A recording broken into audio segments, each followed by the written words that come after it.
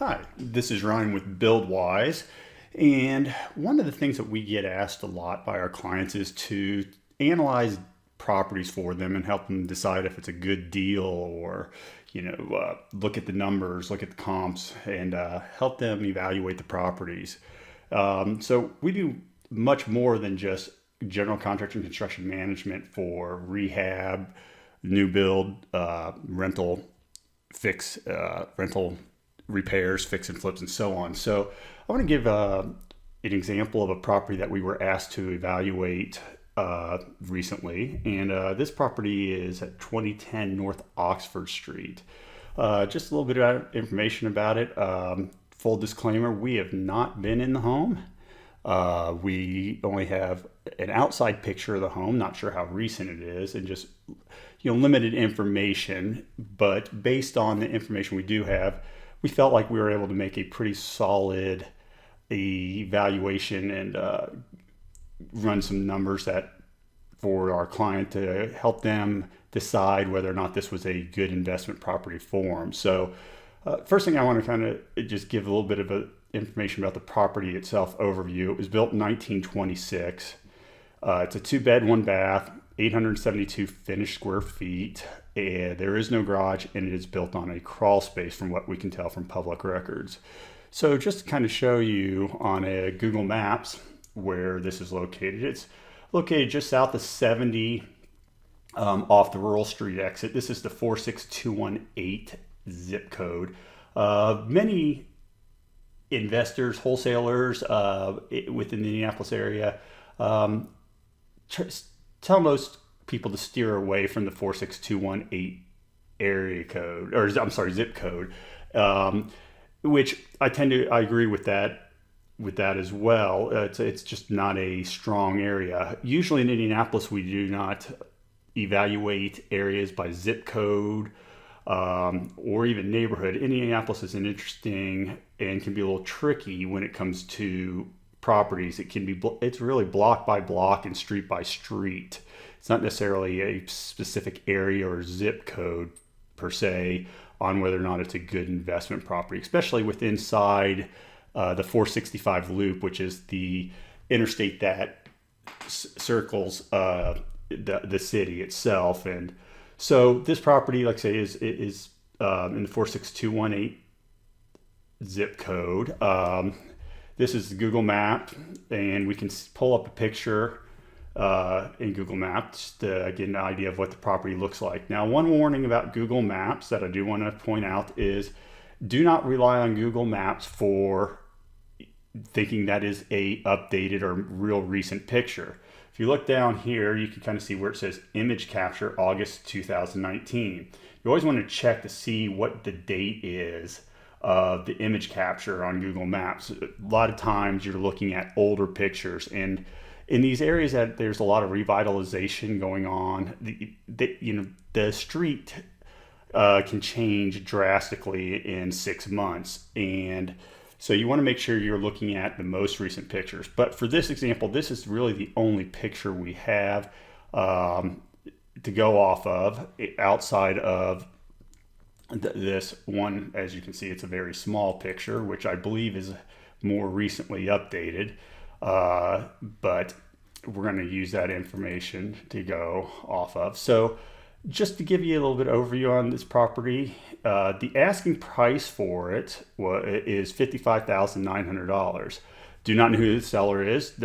We are not the seller of the property. I do want to disclose that. We are just doing this as an example evaluation of a property that was presented to us by a client to help them make a decision if it was a good property to invest in. So the asking price $55,900, but the average sold comp in the area is $40,750. So if we go into and we go into the MLS, I'm a licensed broker, so I have access to all this information, and we go and pull sold comps within the past 6 months in quarter-mile radius of the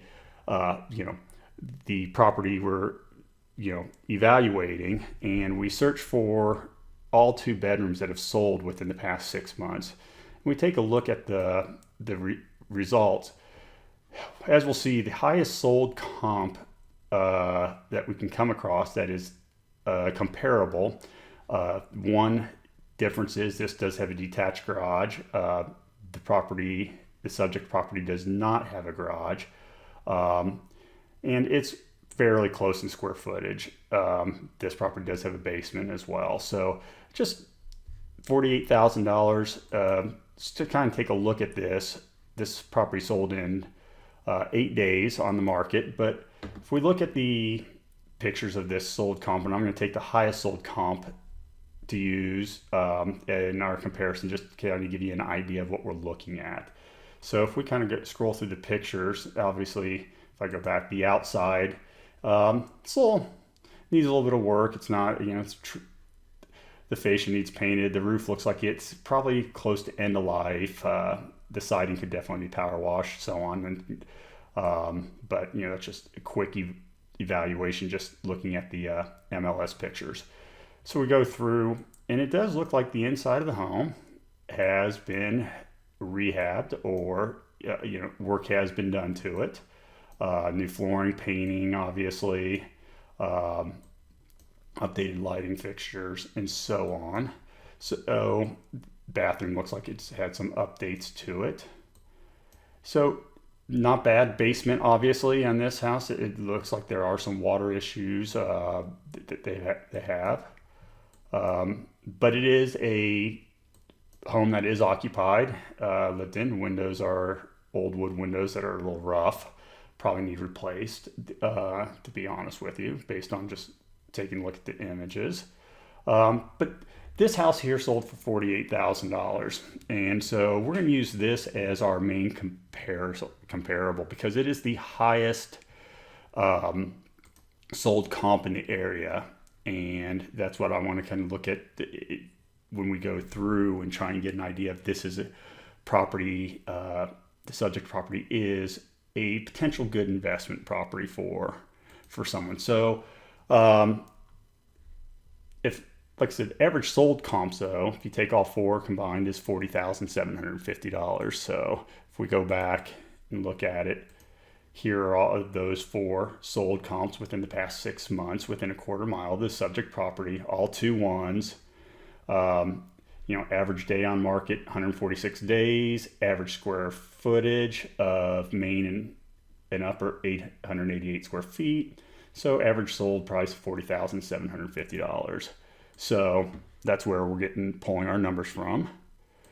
So also, if I pull the average rent rate for a 2-bedroom, 1-bath in this area within a quarter of a mile as well, it's $625 per month. The client that brought us this property to evaluate for them, their investment strategy was buy and hold, and their goal was to do a cash out refi at 75% of ARV to pull their cash back out of the property. So we're going to do some assumptions. Like I said, once again, we have not physically inspected the property, and we don't have any additional photos, so we don't really know what the interior of the property looks like. So some of the assumptions we're making is that no upgrades or major repairs have been performed on the home since 2007. Reason I say 2007 is if I go in and pull the permits, look at the permit site to see if any permits have been pulled on this home. The last time any permits have been pulled for this property was in 2007. This home was also sold in 2008 for $10,000. That's the last time recorded sale date we are showing as well.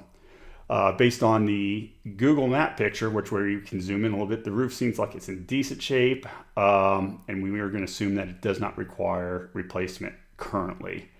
We're also going to assume that the crawl space, whether it be block or brick, does not require any repair at this time. We're also going to assume that the sewer line is clear and there's no blockage and it's not collapsed. That's something really you need to always take into consideration when you're purchasing these homes, especially these older homes in Indianapolis. A lot of these homes are 70 plus years old. So you should always have the sewer line scoped just to make sure, because that can be an extremely expensive repair and really throw a rehab budget out of whack real quick. We're also going to assume all windows are in working area. We're going to assume that the HVAC system needs replaced, a bathroom update required, kitchen probably needs updated. We're going to have to put new flooring throughout the home, paint the entire interior of the interior of the home. Also, that we're going to probably have to do some gutter repair replacement just based on the picture we can see, and also some tree trimming is needed to remove the limbs off the roof as well, which can, with having the tree limbs and stuff over that, can actually shorten the roof life, shingle life. That there's going to be a little bit of concrete work required on the front steps of the porch, and that there will be some electrical repairs and updates needed as well, such as making sure that the outlets are grounded. There's GFIC plugs, outlets where required, and that you're also going to have to put appliances in if you're going to rent it out, such as a stove and a refrigerator. So based on these assumptions and the size of the house, we're just going to estimate the rehab cost of somewhere between $12,000 and $15,000. Like I said, once again, this is without physically of inspecting the property and actually knowing what the inside of the property looks like.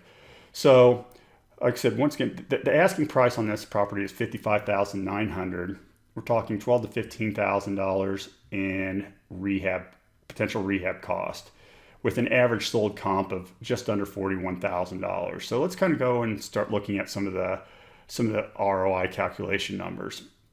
So if we assume that we can purchase the property for $50,000, and with closing costs and rehab, that we're all in at $65,000. And I'm basing this off of, this is a all cash deal, that hard money loan isn't being utilized or private lending being utilized to purchase this property.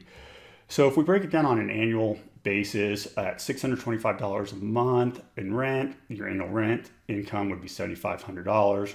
Annual taxes on this property are $664. Insurance, we're going to estimate at $500. Property management, I typically just default to 10% of rent. So $750 a year for property management fees, and then a 12% maintenance and vacancy.